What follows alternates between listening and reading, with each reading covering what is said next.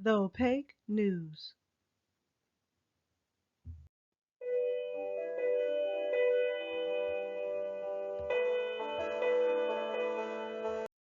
Hello and welcome to my channel.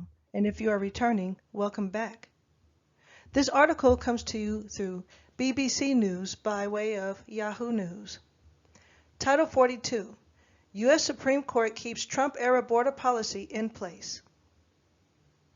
The U.S. Supreme Court has voted to keep in place a controversial Trump-era policy that blocked thousands of people from crossing the U.S.-Mexico border. Title 42 gives the government power to automatically expel undocumented migrants seeking entry.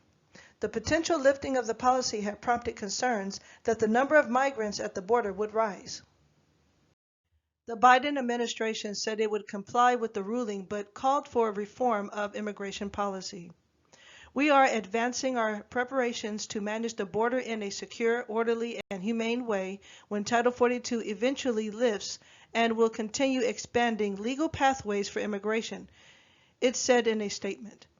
Bill Cassidy, a Republican senator for Louisiana, said removing Title 42 would have made our border crisis worse, and the White House seemed willing to let that happen. Glad to see the Supreme Court step in to preserve it, but we need a permanent solution, he said on Twitter.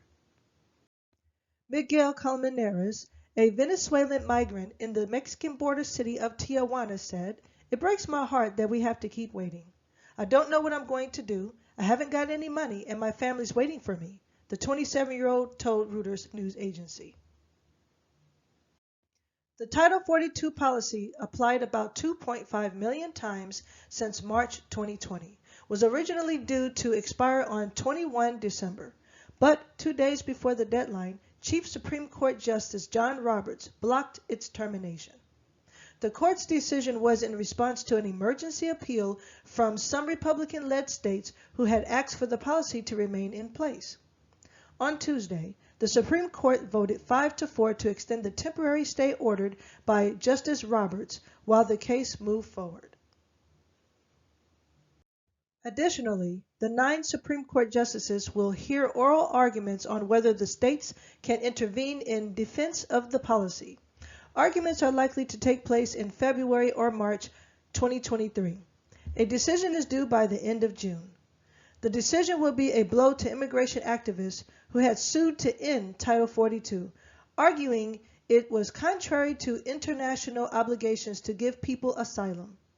Proponents of Title 42 and officials in many border communities, however, argued that lifting the policy would lead to an increase in arrivals at the border, putting a strain on resources. In court documents filed last week, Solicitor General Elizabeth Pregler said the government recognized that the end of Title 42 orders would probably lead to disruption and a temporary increase in unlawful border crossings. The government in no way seeks to minimize the seriousness of that problem, she added, but the solution to that immigration problem cannot be to extend indefinitely a public health measure that all now acknowledge has outlived its public health justification. On the border, local governments and humanitarian organizations have warned that they are already overburdened and ill-prepared for an additional influx of asylum seekers. In the Texan city of El Paso, for example, authorities last week declared a state of emergency and set up a makeshift 1,000-bed shelter in the city's convention center as part of a wider plan to cope with the growing number of asylum seekers on the city's streets. Speaking to the BBC last week, officials in the city had expressed concern that they would be unable to handle a significant increase in the number of people that need food, shelter, and help arranging transport further into the U.S.